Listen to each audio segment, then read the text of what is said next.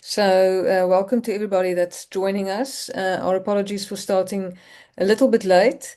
My name is Christy van der Westhuizen. I'm the lead principal investigator of this project. This is our third masterclass, and it's with Prof Paula Montero, who Dr. Borges, who's one of our postdocs, will tell you about shortly. I just wanted to share with you a few thoughts about our project, what it's about. So this is a project that's funded by the Transatlantic Platform, and the long title is Repairing Sociality, Safeguarding Democracy, Transatlantic North-South Narratives and Practices of Deep Equality. And we're a research consortium. We bring together universities across 4 countries. And these are in South Africa. We've got 3 universities, the University of the Western Cape, where I am based, Nelson Mandela University and Walter Sisulu University.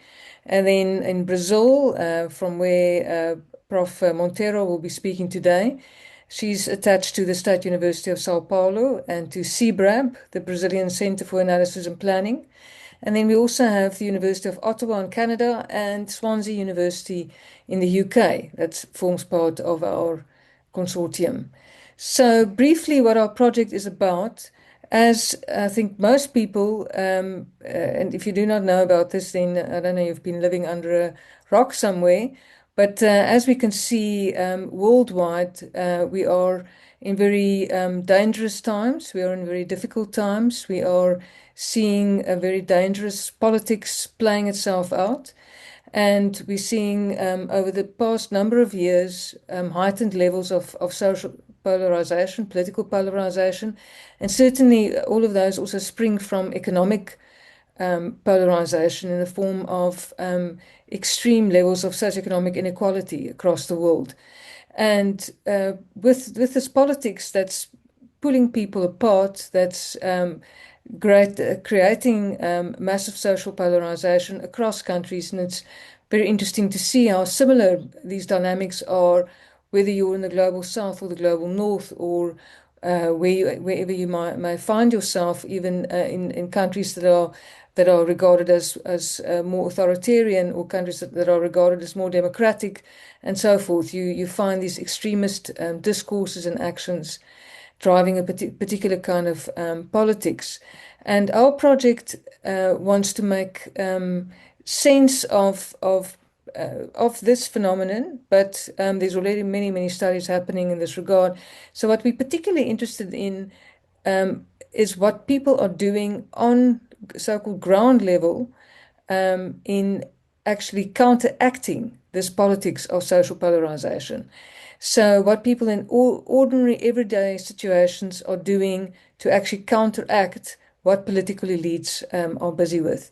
And we are drawing on Laurie Beeman from Ottawa University's concept of deep equality and Southern African concepts such as Ubuntu, but also other concepts from Southern Africa as well as from Brazil and Britain and Canada, to make sense of the political and social dynamics in everyday situations, where people are counteracting, as I say, these socially polarizing discourses and activities, and in fact repairing the social fabric and constructing community through cooperation, through across historical and new fissures. So if you want to find out more about our project and you are interested in also connecting with us, if you are working on similar projects or similar themes rather, please follow us on social media. We're across most of the platforms except Elon Musk's platform, I have to point out, but most of the other platforms.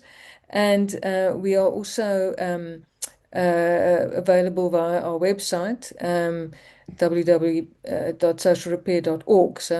So do check out our website and do look out for following events this year, which will include another number of seminars and another masterclass.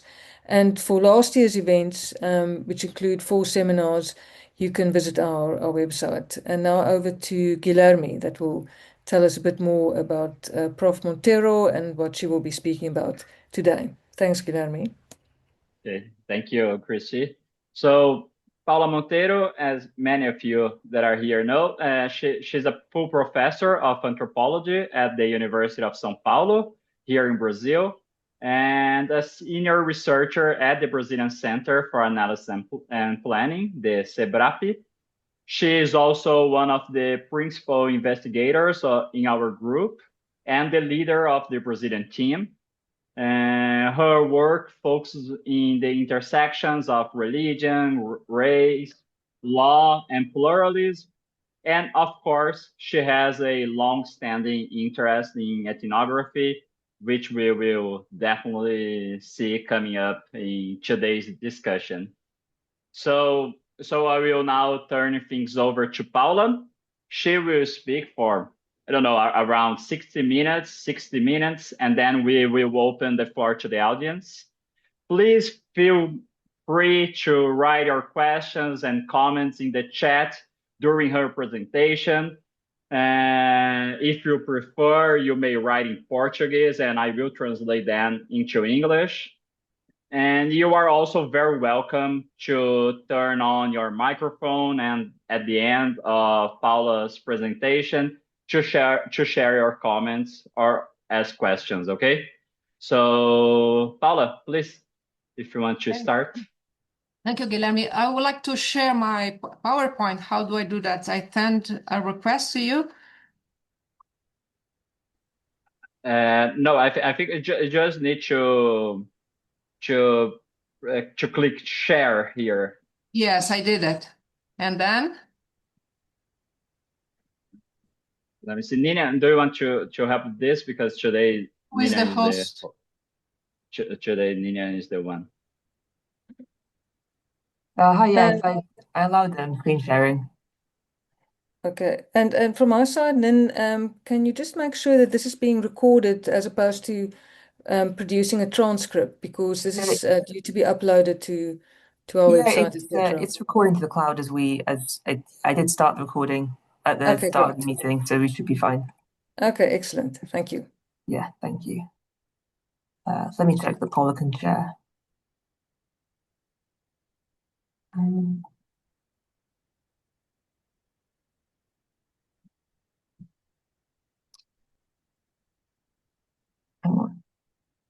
Should I try again, Paula? Because I did enable it when you requested it. I have to do something? If you start sharing again, it may work now. Share. Where is it? Be at the bottom of your screen in the middle. Yeah, I see this. I'll see our screen, and then I have to.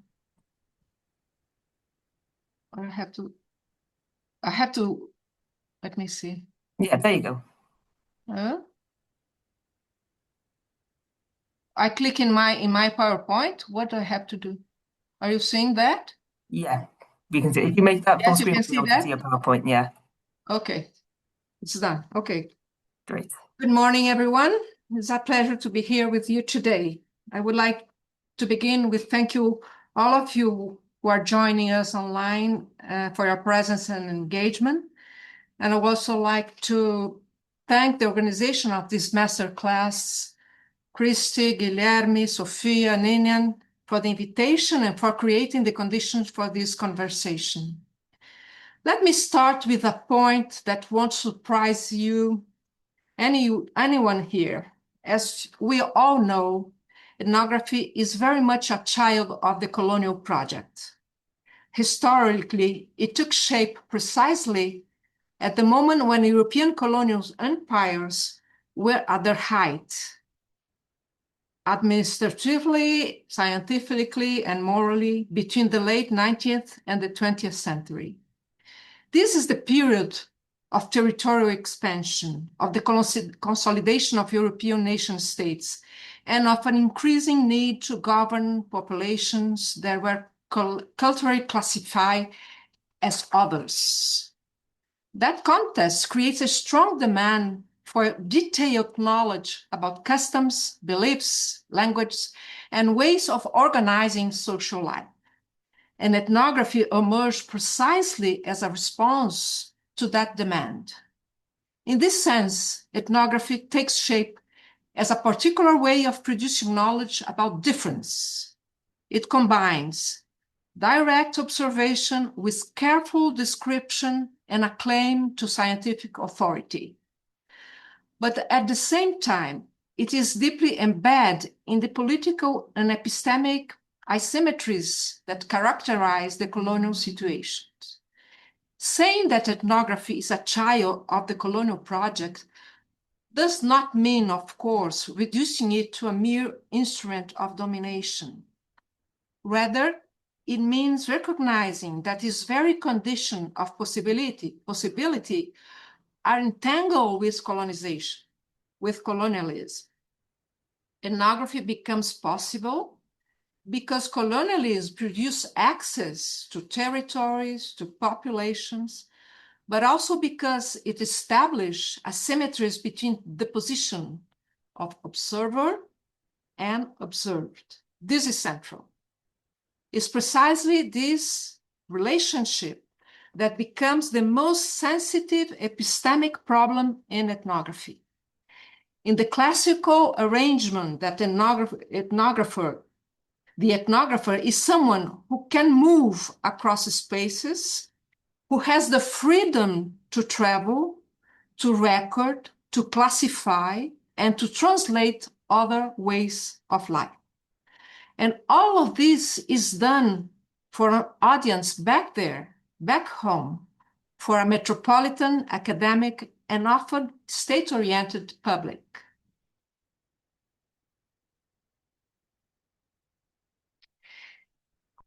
This colonial lineage shows up in at least three key ways. First, in the production of otherness.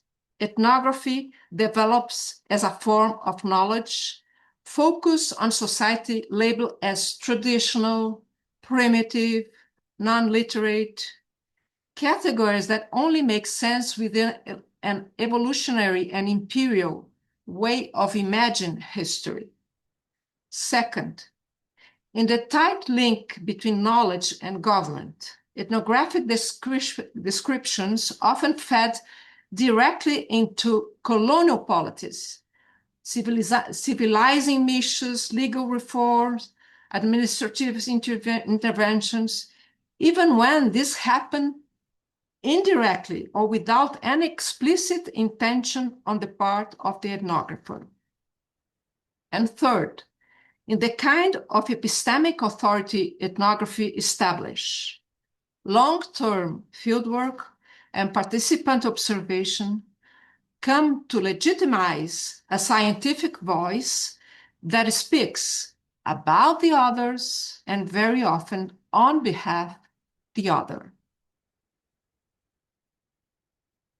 In this lecture, I would like to focus on this third dimension that I say. I want to frame it in a very simple way. At its core, the history of ethnography can be read as an ongoing effort to deal with a basic problem: how to produce truthful statements about others when the relationship between the observer and the observed is both asymmetric and situated. Now, recognizing that ethnography is a child of the colonial project does not mean abandoning it or dismissing it altogether. Rather, it means taking its history seriously and subjecting it to a process of a critical historicization. That's what I want to do here today with you. It is precisely this awareness of ethnography's origin that helps us make sense of its internal tensions between description and interpretation, between empathy and objectivation, between proximity and distance.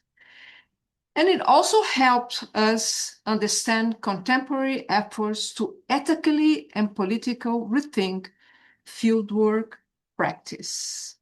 In fact, modern ethnography takes shape through a rather ambiguous movement. We have to recognize that.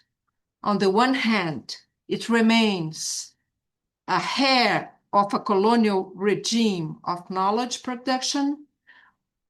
On the other, it has become one of the main sites for the reflexive critique of that very regime.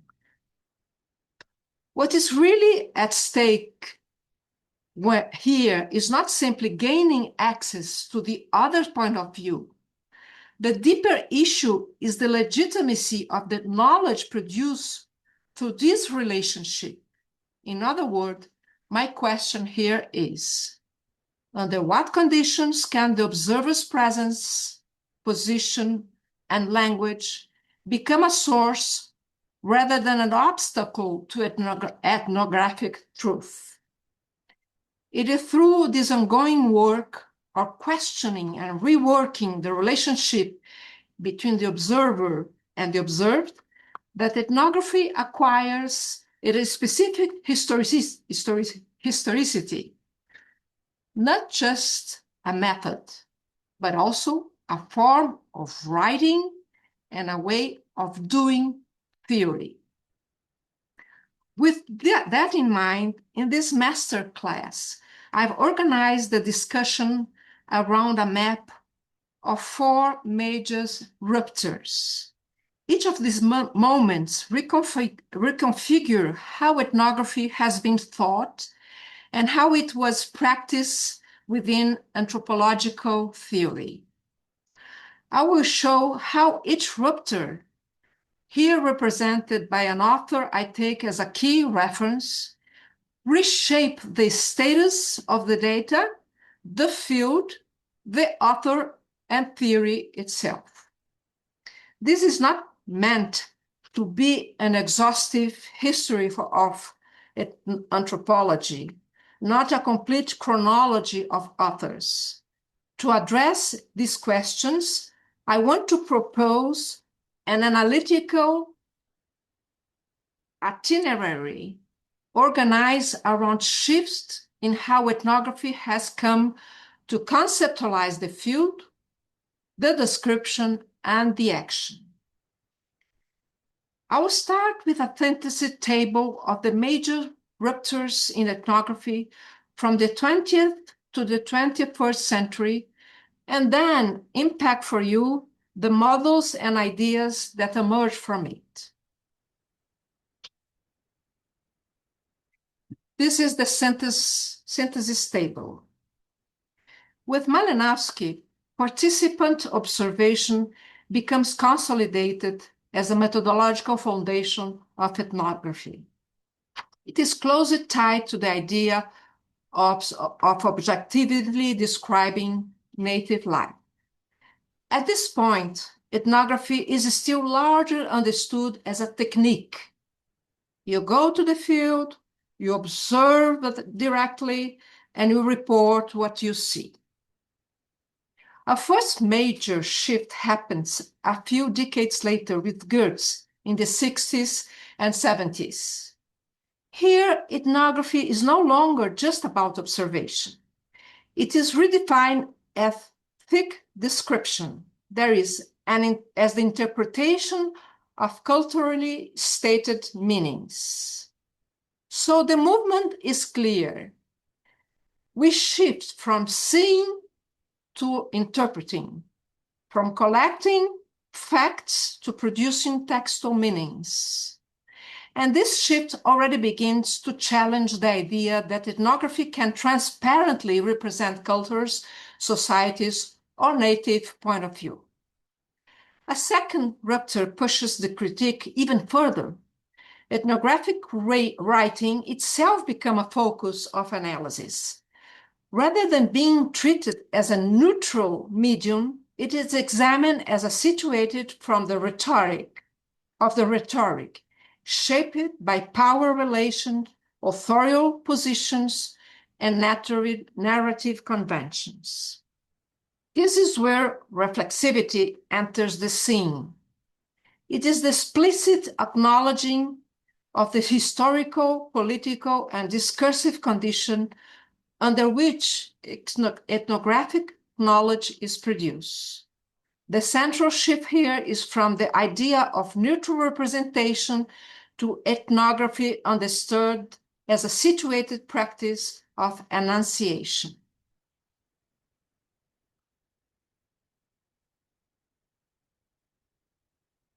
A third rupture concerns the very idea of the field. The field is no longer conceived as a bounded, localized site. Instead, it is approached as a network of connections, circulations, and multiple scales. This is the model of multi-sited ethnography, where researchers follow devices, practice, discourses, and actors across different contexts, paying systematic attention to institutional, transnational, and historical mediations. The key shift here is from a closed local setting to relational and scholar configurations. Finally, a fourth rupture transforms how we think about data itself. Data are not longer understood as something were simply collected, as if they were already there, waiting to be gathered. Instead, they are seen as something produced through practice. Reality is treated as performed, multiple, and relational.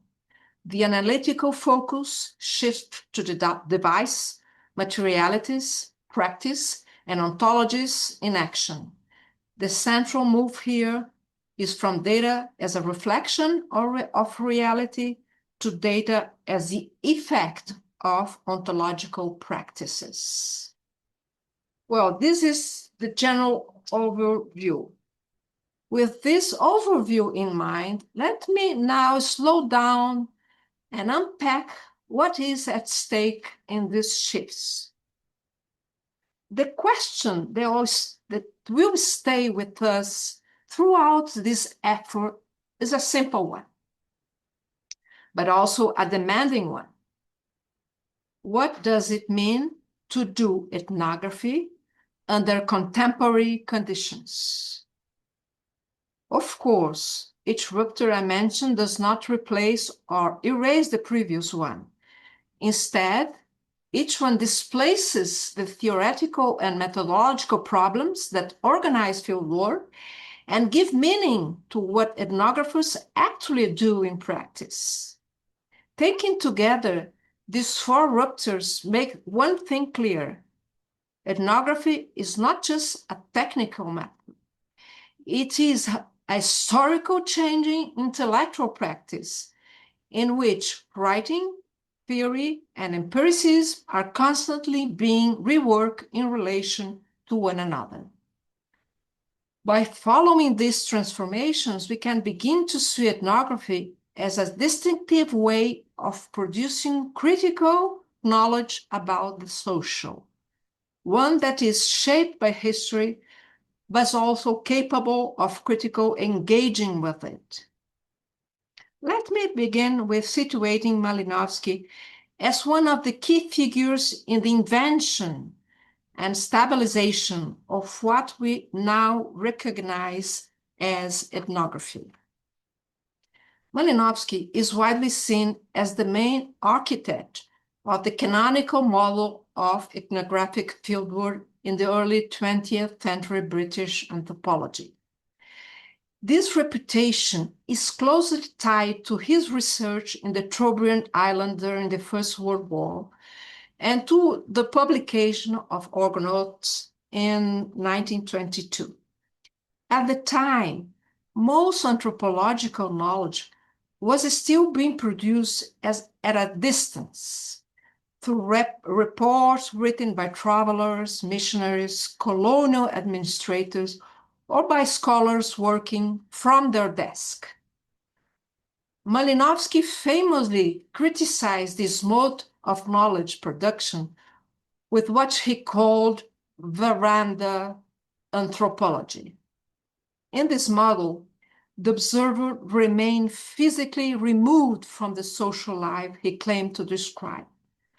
Settled in the house of a colonial agent or on ships passing through, the observer summoned native interlocutors who were lined up to provide bits of information, often fragmented, taken out of context, and deeply shaped by colonial power relations. Against this regime of indirect observation, Malinowski proposed a very different method. One on the researcher's prolonged, continuous, and immersive presence in the everyday life of the society being studied. The key methodological innovation here is a redefinition of the observer's position. The ethnographer is no longer a distant collector of information, but someone who regularly and systematically involved in ordinary activities, following practice, routines, interactions, and events as they unfold over time. These kinds of immersion makes it possible to witness what Malinowski called unique events. That singular moments that do not simply repeat themselves, and that not only intelligible through long-term co-presence. As a result, the ethnographer emerged as the only authorized witness of these scenes, and it is precisely this position that grounds his epistemic authority. Within this framework, ethnography is understood as the situating, recording, understanding, and description lived moments. Theory is expected to emerge gradually from the researcher's growing familiarity with native interlocutors, and from the relationship of trust built in the field, relationships that are meant to turn social interaction itself into a condition for knowledge.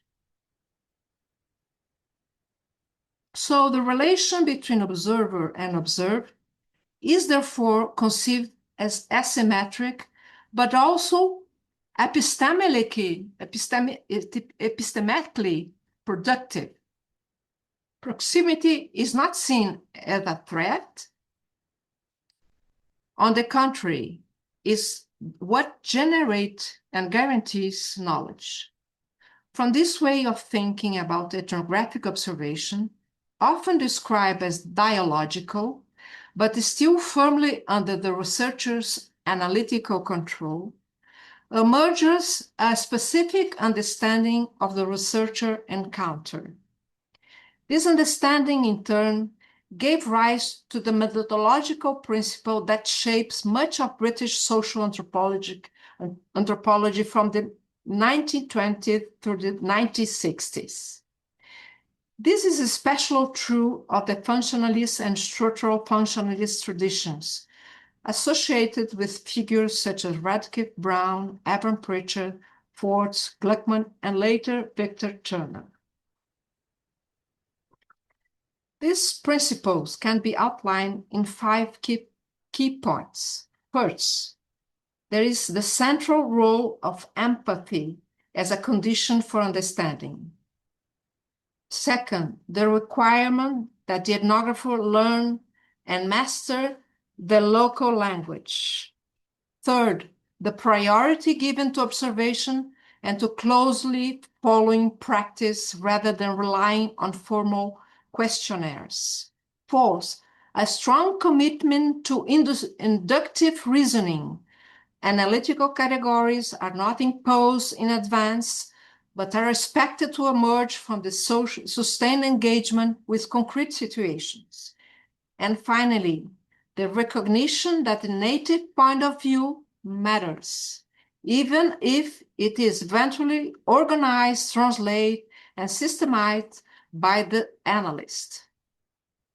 The ethnography that takes shape during this period focus above all on process of social interactions, conflicts, alliance, negotiations, and what later come to be called social dramas. These moments are treated as privileged sites where the social order reveals itself. Over time, especially from the 40s and the 50s onwards, this tradition began to place increasing emphasis on the symbolic dimension of social life. Myth, rituals, and classificatory systems become key points of access to what is understood as the native point of view. So symbolic anthropology operates on the assumption that meaning are encoded in coherent cultural systems, and that these systems can be analytically described. From this perspective, the epistemological problem of ethnographic truth appears to be resolved. Empirical proximity guarantees access to the other point of view, while analytical distance secures its scientific translation. The promise here is one of transparency. If I stay long enough, if I observe careful enough, I can see how things really are. In this model, the field is a place, culture is a totality, and observation is the foundation of truth. This conception proved to be enormously productive, but it also rests on a strong and fragile assumption that there is a direct correspondence between place, group, and culture. This canonical model of ethnography associated with Malinowski was decisively displaced with the work of Clifford Geertz, especially from the late 1960s onwards. He questioned the way ethnography is done. The critique here is not aimed at empirical immersion itself. Geer is not saying that being there for a long time does not matter. What his question is the assumption that proximity gives direct access to the so-called native point of view. And if this point of view were a pre-existing culture content that could simply be observed, recorded, and then translated. By putting interpretation and ethnographic writing at the center of the discussion, Geertz gives the epistemological problem, reframes it. It is not longer primarily a question of how to be there, but of how to make something intelligible through language that never appears to us as raw data in the first place. As a result, the focus shifts. Observation is not longer treated as the main guarantee of truth. Interpretation becomes constitutive operation of anthropological knowledge. And with that, attention moves from experience itself to credibility of the author. In this view, it is not experience as such that guarantees knowledge, but the way that experience is rendered intelligible. For this reason, the term proposed by Clifford Geertz should not be understood as a mere refinement of classical ethnography. It represents a much deeper reformulation of the epistemological problem that sustains it. In the Malinowskian and structural functionalist tradition, the relationship between observer and observed was organized around a stable division of labor. Natives provide lived meanings, while anthropologists were responsible for rendering and explaining them analytically. Ethnographic truth is, in this framework, rested on the belief that cultural meaning was already there, embedded in practice, in rituals and myths, waiting to be correctly grasped by the observer who was sufficiently close in methodological discipline. Geertz breaks with this epistemic economy by arguing that meaning is not something that can simply be extracted from social experience. Rather, meaning is constituted in and through the act of interpretation itself. Geertz's well-known defining of culture as web of significance that humans themselves are spanned and in which they were suspended, carries a crucial epistemological implication with concrete methodological consequence. The anthropologist, in this view, does not observe meaning directly. Rather, the anthropologist interprets interpretations. In other words, there is no direct access to meaning itself. What is available are meanings that are already being produced and circulated by social actors. This is a very important shift. As a result, the relationship between observer and observed is no longer framed in terms of privileged access. It becomes instead a problem of symbolic mediation. This reformulation displays the axis of ethnography in at least three fundamental ways. First, it undermines the idea that ethnographic authority can be secured simply through empirical co-presence. Being there still matters, of course, but is no longer enough. Second, it makes explicit that ethnography is a practice of writing, not writing as a secondary act, but a record that comes afterward, not a record that comes afterward, but writing as the very site where meaning is produced, organized, and stabilized. And third, it transforms the stages of the so-called native point of view. This point of view is no longer treated as a unified or coherent perspective of the world. Instead, it becomes intelligible only through analytical constructions that are always partial, selective, and situated.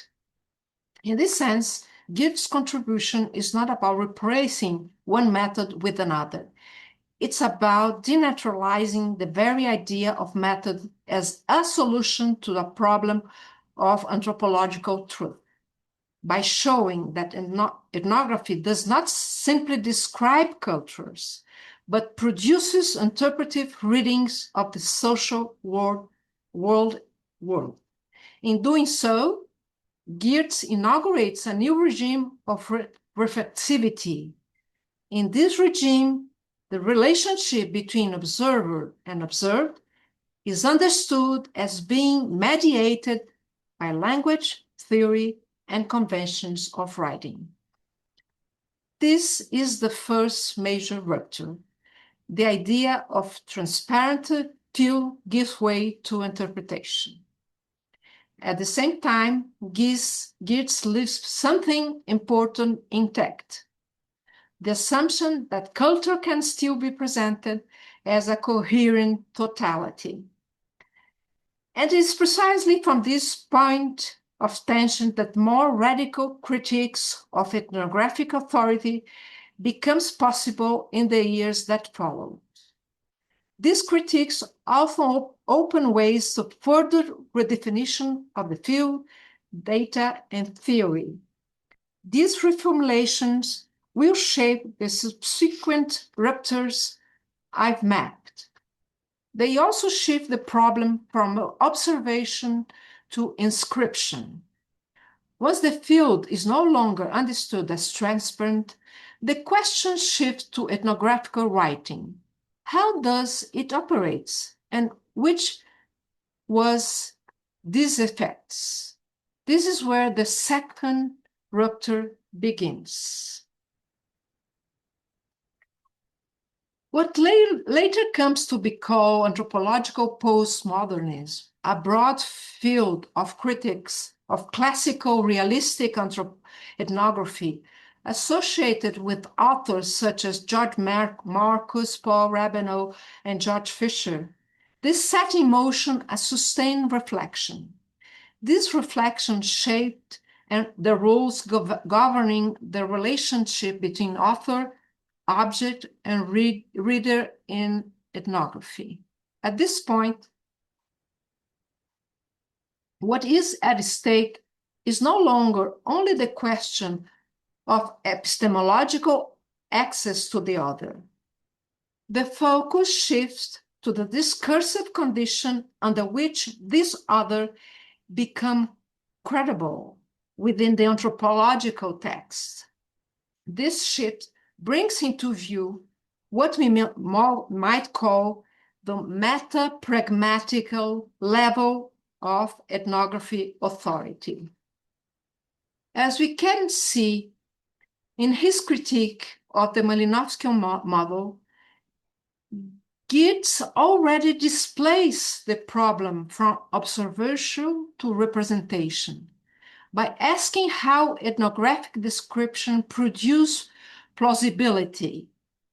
By treating culture as text, Geertz showed that every ethnographer constructs authoritarian self. This self is attuned to the specific kind of textual practice they adopt. This move opens the door to what later becomes known as the reflexive turn in debate on representation during the 1980s and 1990s. These debates were often summarized under the label of the crisis of representation. The ethnographic monograph is no longer taken as a transparent window onto a cultural reality out there. Instead, it is recognized as a situated construction. Ethnographic authority in this context is no longer grounded solely in lived experience. It is rather understood as a textual and rhetorical effect. For authors such as James Clifford, however, Geertz does not go far enough. Although he problematized interpretation, he still preserves a separation between observer and observed, and continues to treat culture as a discrete, homogeneous, and self-containing totality.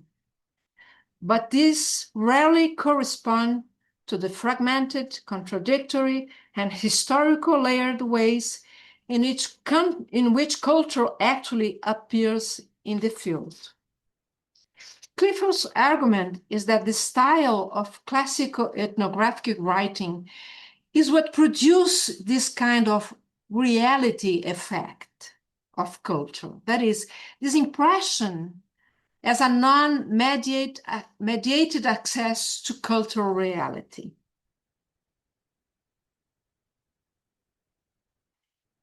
In this style, a number of textual conventions help sustain this reality effect.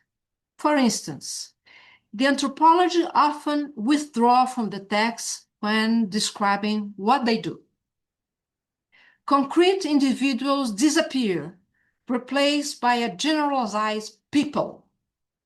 A unified native point of view is asserted. A local concepts are treated analytical in ways that reaffirm the author's linguistic and interpretative competence. The result of these techniques is a series of transformations.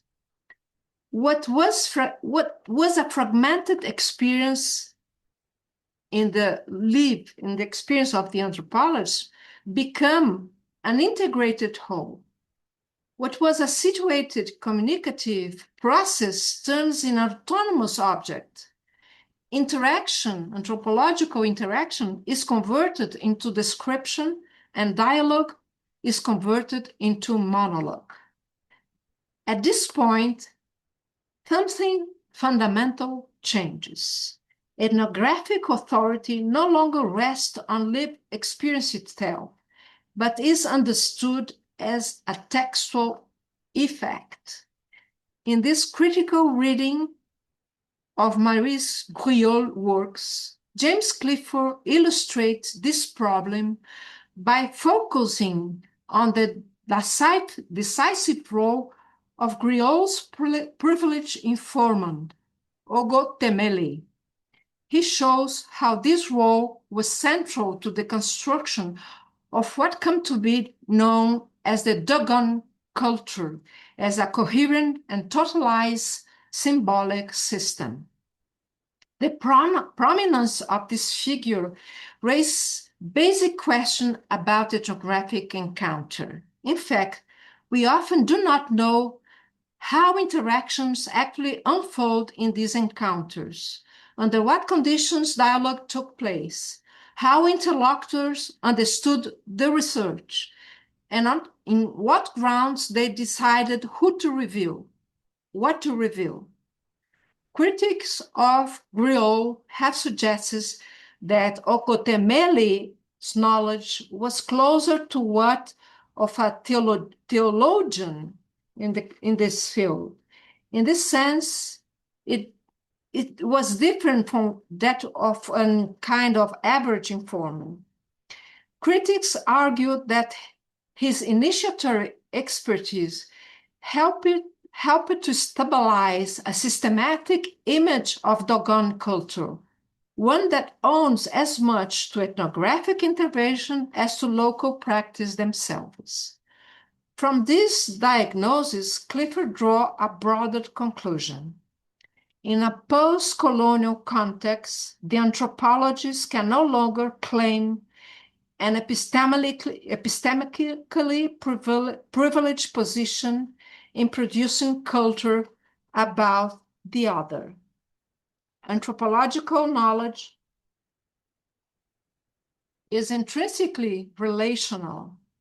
Fieldwork unfolds as an uneven dialogical encounter, shaping by collaboration, asymmetry, conflict, and intrusion.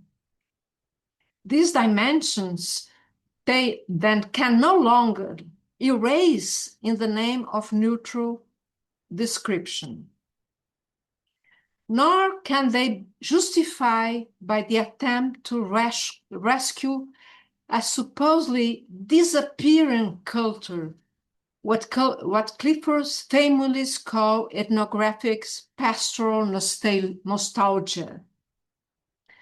But if culture is, in part, constructed through the text, a new question immediately follows.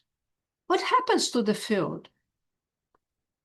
It is precisely this problematization of ethnographic authority that opens the way for a third rupture. In this moment, the field is no longer understood as a single, bounded empirical location. Instead, it is reconfigured as a set of scales, connection, flows. This shift calls for new analytical strategies capable of following people, discourses, and institutions across different contexts. From the 1990s onward, this movement is systematized most clear in the work of George Marcus, with the formulation of what he calls multi-sided ethnography. This third rupture displays the very idea of the field. Once the field is no longer conceived as an empirical bounded location, the conditions under the ethnographic knowledge is produced and profoundly transformed. The researcher is no longer the first or even the primary agent responsible for turning culture into writing text. The ethnographic field is saturated with texts produced by many different actors, local communities, institutions, medias, experts. So-called natives write about themselves. They read, they comment on, and often critique early anthropological accounts. This erodes the distance that once separates societies imagined as without writing from those that claim the authority to describe them. It also dissolves the monopoly of ethnographic inscription. In this context, the world no longer appears as a collection of distant and discrete cultures. Instead, the question of who defines individuals, groups, collectivities, and cultures becomes central. This is why George Marcus puts it. The anthropologist must learn to see the system from all sides. That is, to follow the multiple positions, multiple mediations, multiple interests involved in the constitution of social problems. Classical categories such as tradition, community, kinship systems, or ritual can no longer function on their own as a stable organizing principle of explanations. They tend to freeze social formations that are in fact produced in fragmented relation and historical contingent ways. Marcus also notes that ethnographies built around oppositions, those ethnographies that built around oppositions like resistance versus accommodations often end up reifying communities as if they were stable entities. In some cases, they even turn into implicit form of political intervention of propaganda, ill-equipped to capture the complexity of contemporary social life. By contrast, Marcus proposed that ethnography observation should take serious the constitutive tension between diversity and homogeneity, rather than treating them as analytical separable. One of the most visible effects of this reorientation is the growing complexity in the spatial dimension of ethnography. Multi-sited ethnography is no longer organized around a single location. Instead, it follows objects, practice, discourse, and actors across multiple interconnected spaces. Fieldwork, in this sense, no longer assumes a closed community. It operates through relational, scholar, and historical mediated configuration, and systematically incorporates institutional, transnational, and infrastructural dimensions. It is no longer a matter of staying in one place, but of following connections. Processes like the formation of identities make this movement especially clear. Identities are not primarily produced through observable activities concentrated in one location. They emerge simultaneously across different sites through different agents and for different purposes: legal, media-related, political. Where a person lives and their relationship with neighbors or relatives is only one condition among many. and it is not always the most decisive factor of shaping contemporary forms of belonging. In this sense, multi-sited ethnography shifts the focus of analysis from social unities presumed to be given to process distributed across time and space. And it's important to be clear here. Multi-sited does not mean studying everything. It means identifying and following strategic connections. This shift from the field as a place to the field as a relation and a processual configuration does more than expand the empirical scope of ethnography. It also puts pressure on the very distinction between context, actors, and mediations. By following connections, objects, and practice across sites, multi-sited ethnography shows that what we call the social does not pre-exist the relation that composes it. Rather, the social emerges from heterogeneous and unstable association. And it's precisely this moment that prepares the ground for the fourth rupture, where, with Bruno Latour, the focus shifts from circulation across contexts to the analysis of networks of association that produce humans, non-humans, and collectives. This final section of Bruno Latour will be organized around four main points. First, I will look at his critique on the very notion of the social. Second, I will turn to the question of what actually makes a group exist as a group. Third, I will discuss his critique of the idea that the social itself can be treated as the source of action. And finally, I will focus on his attention to what we might call vernacular metaphysics, that is, the way actors themselves define what exists and acts what matters in practice. So let me start with a simple question that frames this section. In the field, if the field is made up of networks and circulations, what does it still mean to explain the social? Latour's answer is quite radical.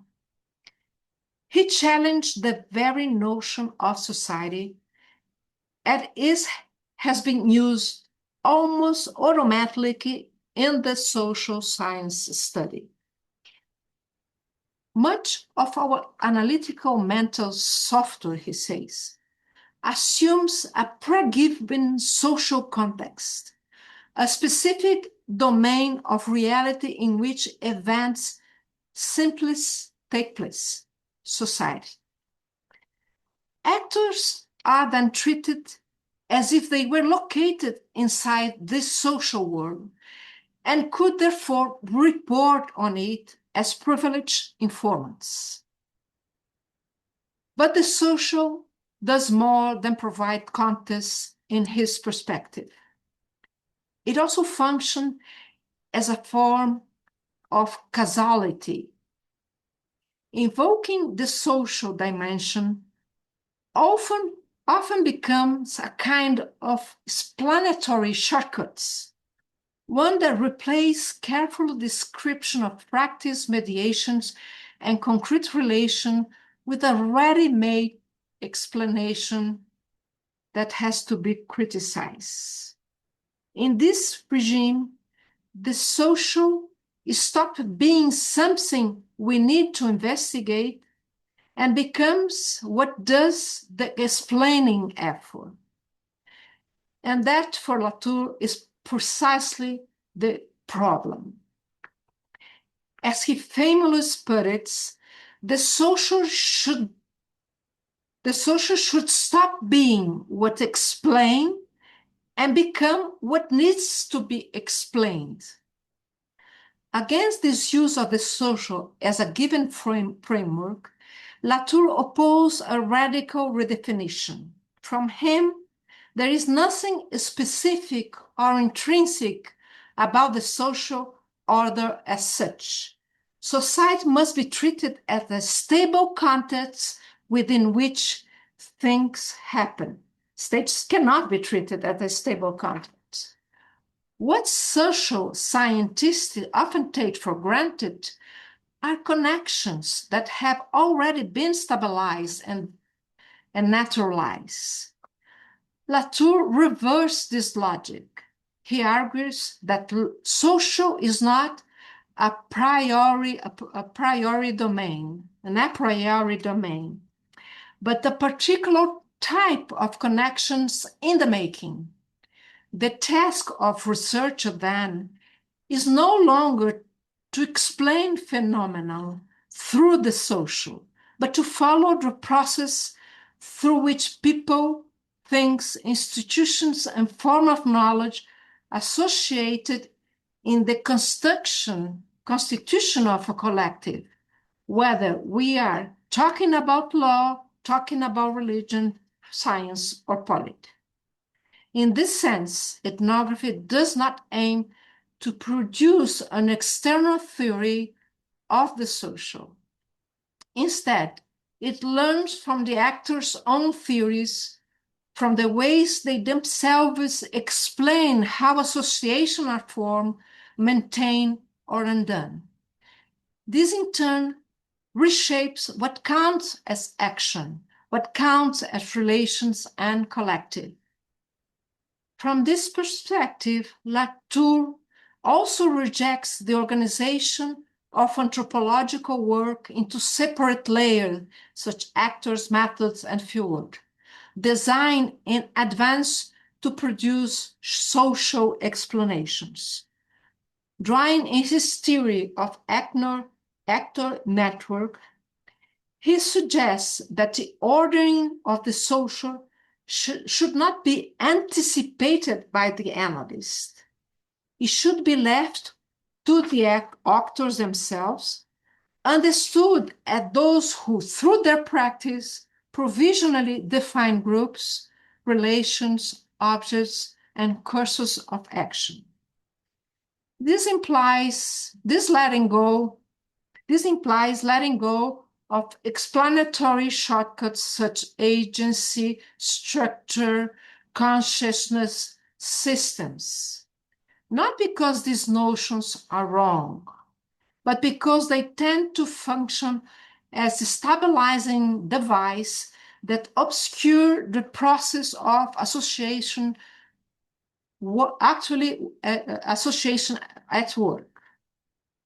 Rather than starting from these categories, ethnography should focus on sources of uncertainty, the instability of group, the distribution of action between humans and non-humans, the fragility of fact, and the active role of things. To describe ethnography in this sense means following how entities are continually composed, contexted, and reordered in practice, without deciding in advance what counts as an actor, what counts as an action, or even what counts as dissocial. One of the key consequences of this reorientation is the way it reshapes the ethnographic research take as its empirical focus. Latour captures this shift with a simple but powerful question. The issue is not which group we should study, but what makes this group exist as a group. This is very important for this kind of ethnography. Much of social science, Latour says, begins from already consolidated aggregates, members of church, races, classes, organizations, movements. These groupings are treated as social entities simply because they are visible, nameable, and seem well-defined. Social theories often proceed as if the existence of such group were independent of the continuous and heterogeneous work of countless actors and devices, activists, state agents, religious leaders, experts, media, statistics, documents, and classificatory systems that make groups. Against this approach, Latour proposed decisive methodological shift. The first moves of research should be to select a group that not to select a group, take it for granted, but to investigate the series of interventions, mediations, and practice through which the group becomes visible, stable, and operative as a collective.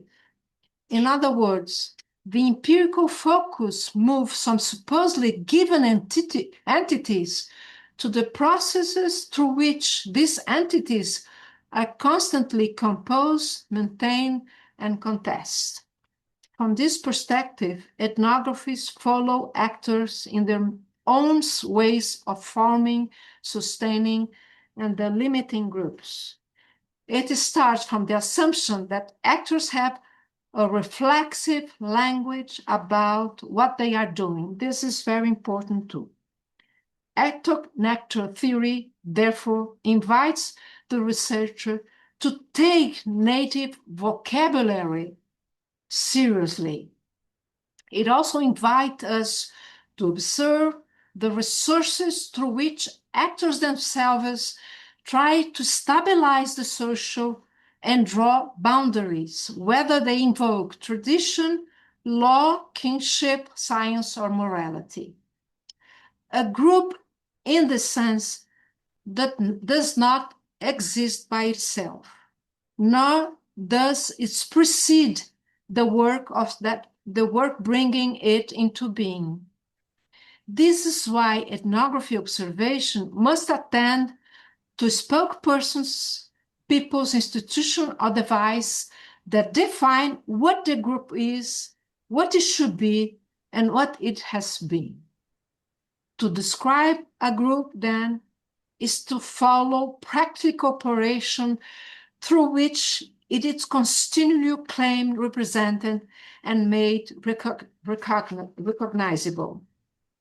For instance, how it names itself, how it justifies its existence, how it draws its lines of inclusion and exclusion, and how these definitions are negotiated and contested over time. Paula, sorry, but could you start wrapping up so that we have enough time for discussion? Okay, let me go to this.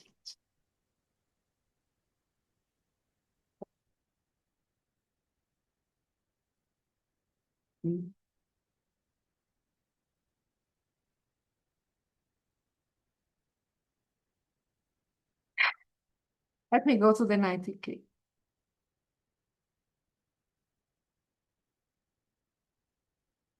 So in this register,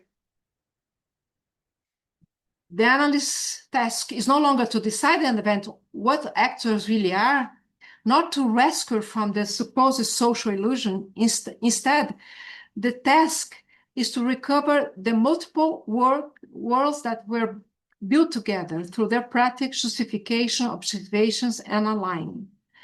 Analyzing action then does not mean locating its origin in stable sources, but following the controversies through which action is distributed, negotiated, and redefined. Latour points, even though we can never know it,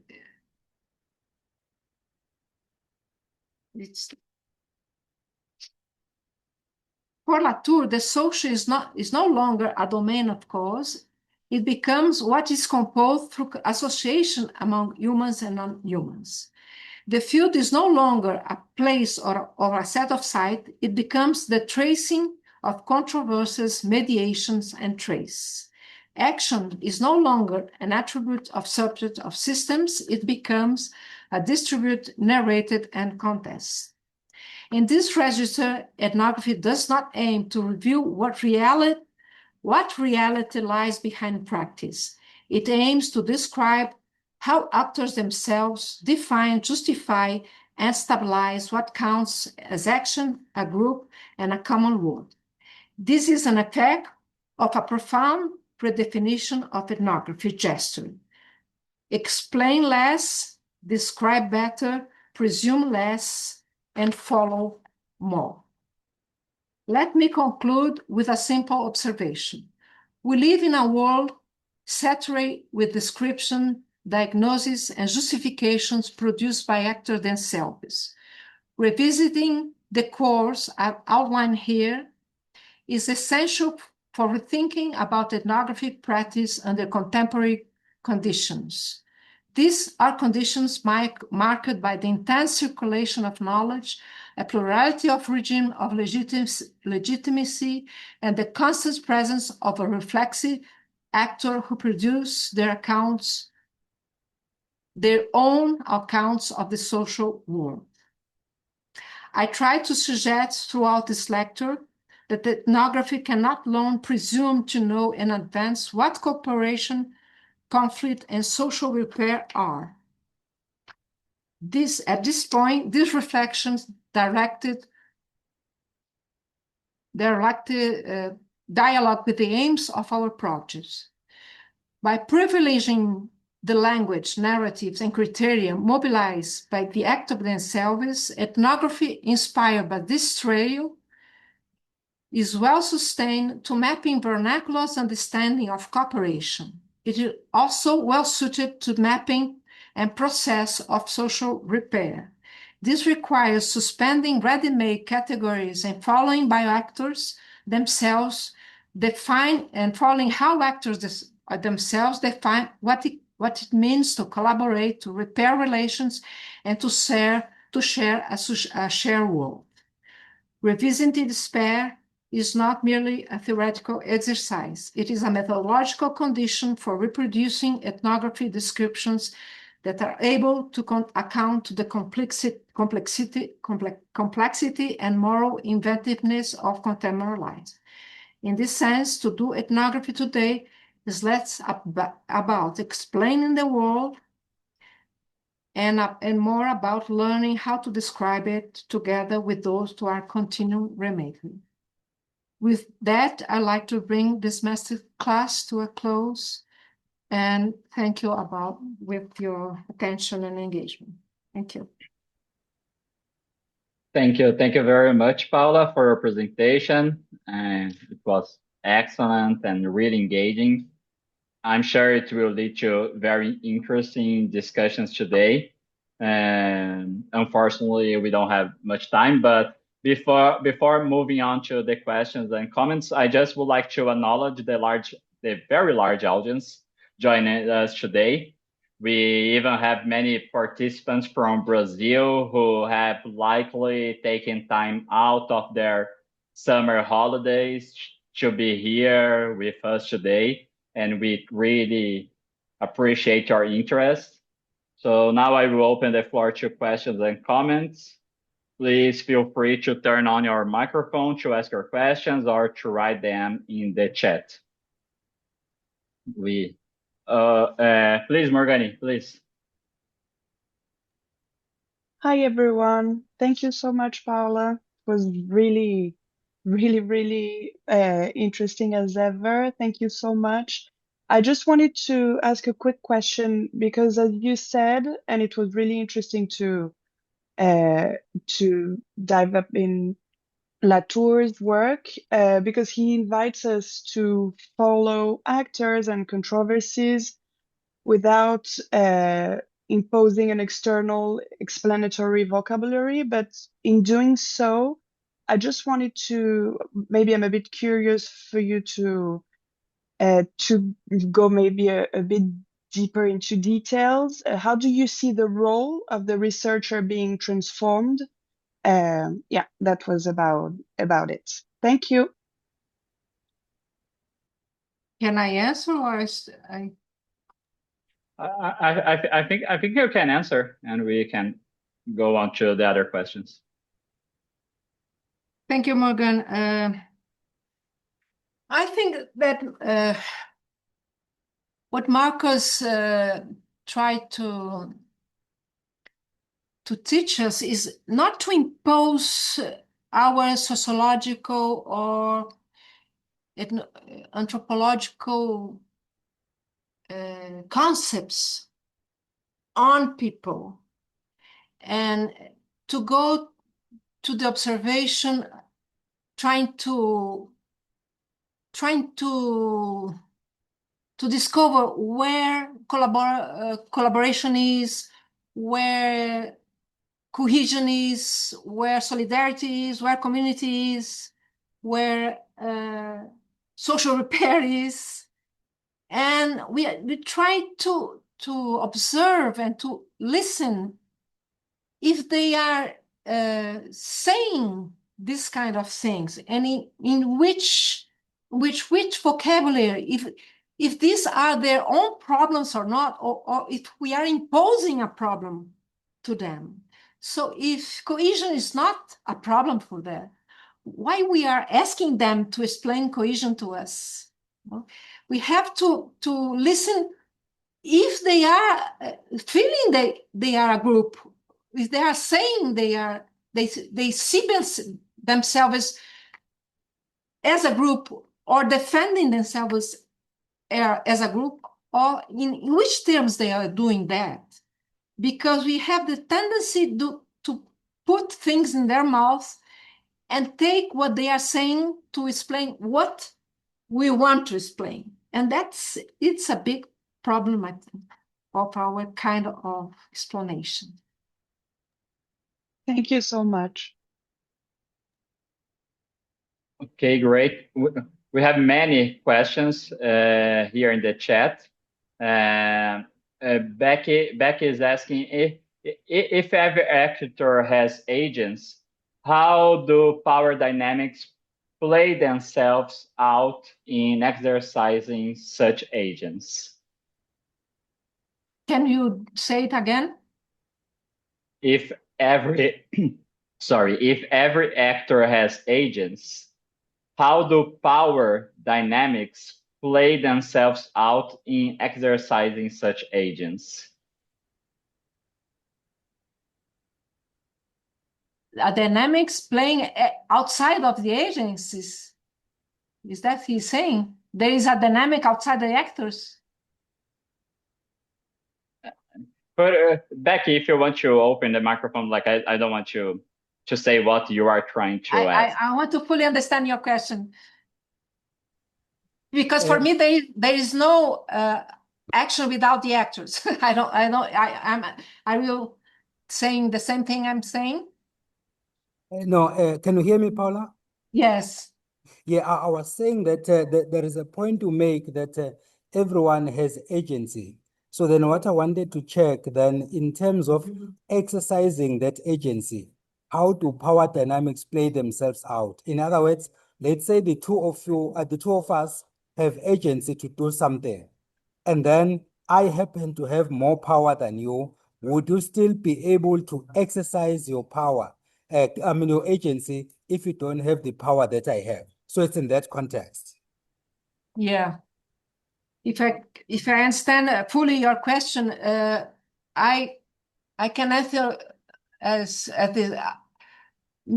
First of all, we don't know who the actor is previously.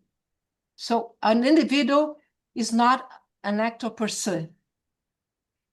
The actor, who is an actor, depends on what you are trying to observe. It depends on the problem you are trying to analyze. So not everyone is an actor. An individual, an object, an institution, or a kind of relation, dynamic, a net of relation is an actor for your question, for your problem, and nothing per se. And your problem is to analyze in which quality they are in action, they are acting.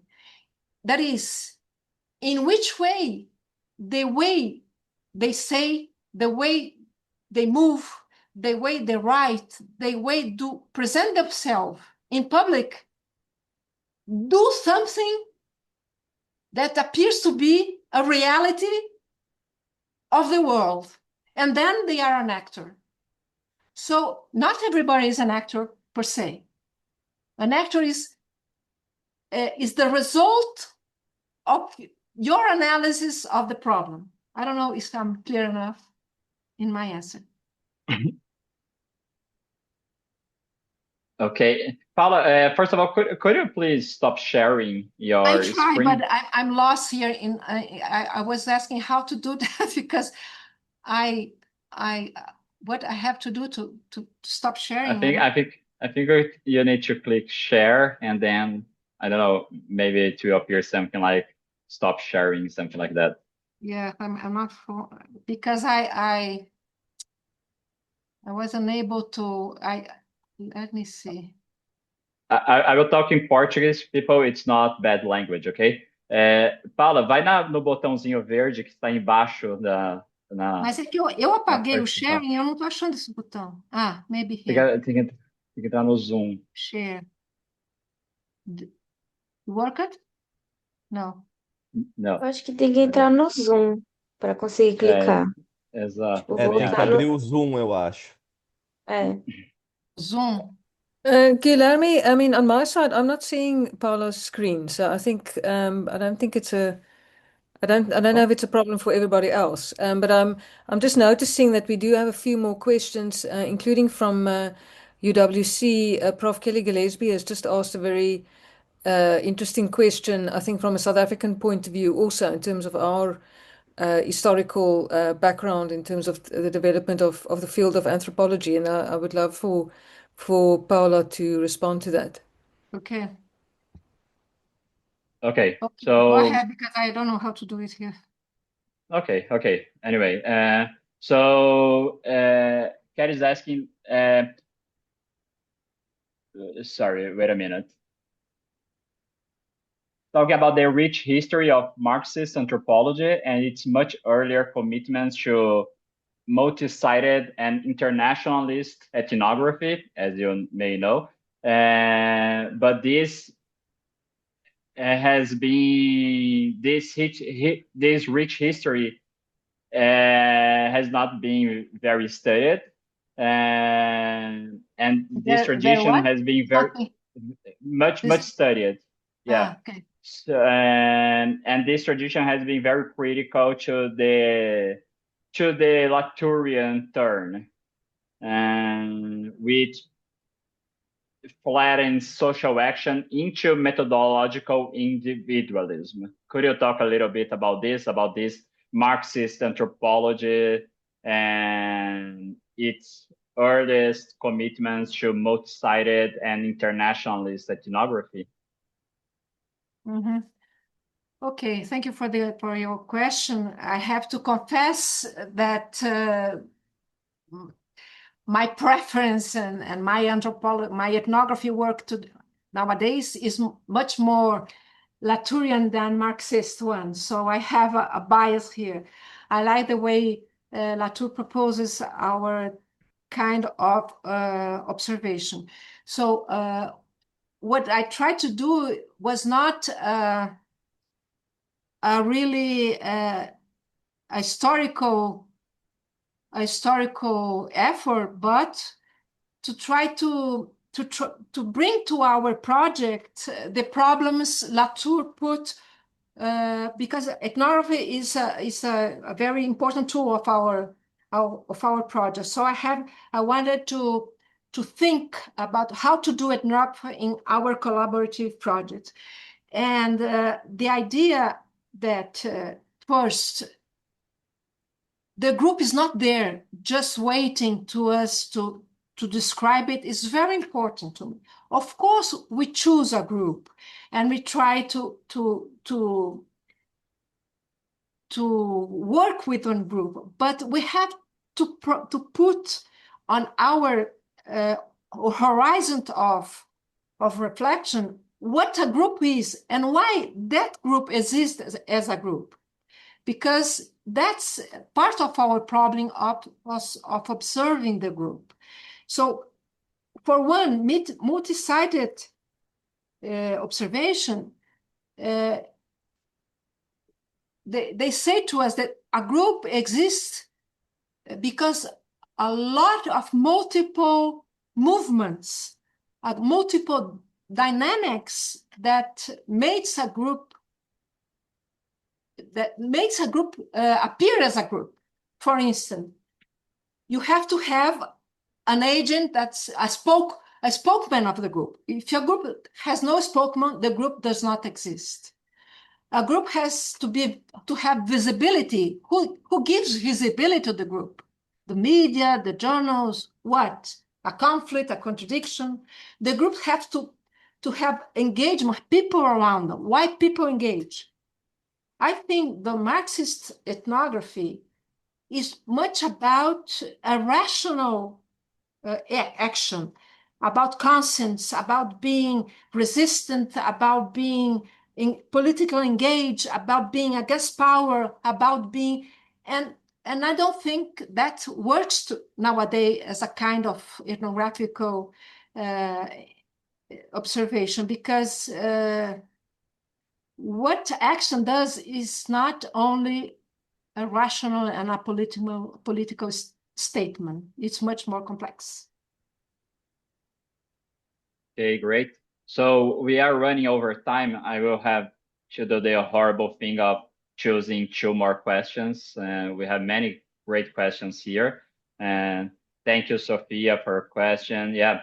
So, but I will ask Rafael's question. He's asking if you could elaborate a little bit on the advantages and challenges of when a person is at the same time a researcher and a native of a given field, you know? I think that, of course, my class was longer than I could detail all these things, but what I think is important to take into account is that the native is not longer a native, because they also talk about the world. They have theories about the world. They know the anthropological literature. They went to the university. They talk to the media. They write to the media. They know what they are. They have a theory about what they are doing. So our traditional position that we are outside looking at them as they can be described. It's important. This position does not exist anymore. It's an illusion that we can have this kind of observational position. So we have to truly interact with people. And we have, it's in what we would describe is the result of this interaction, and not something that is outside of this interaction. So the epistemological problem is what we do when we interact with people, what we are producing, what we are hearing, what kind of discourses we are producing, what they are saying, and what is the result of our interaction when we are interacting, in which position I am put in. They are talking with me as a native, they are talking me is as a white people, they are talking me as a friend, they are talking me as an enemy. All these things are in the basket of the questions that we have to make when we are talking with them. Okay, and I think this will need to be our last question. Sorry about that, guys. But how can ethnography keep its validity and ethical grounding in an era where artificial intelligence, while not essential, intervenes in social life? Wow, thank you for the question. Very difficult to respond to that, because I don't know, still I don't know how artificial intelligence affects what we are doing. So maybe we'll be immersed in a ground that artificial intelligence will be everywhere, but it's not the case for our observation in this project. At least maybe if you choose another kind of observation site, this will be the case, and it will be very interesting to make this question again. Thank you. Okay, so thank you, everyone. People are here saying that the chat, people are saying that's very good. That I have some messages that were directed only for me, saying that this was great and asking you, Paula, to write more about this subject. But I know that you have many writings about this. And yeah, thank you so much, people, for being here.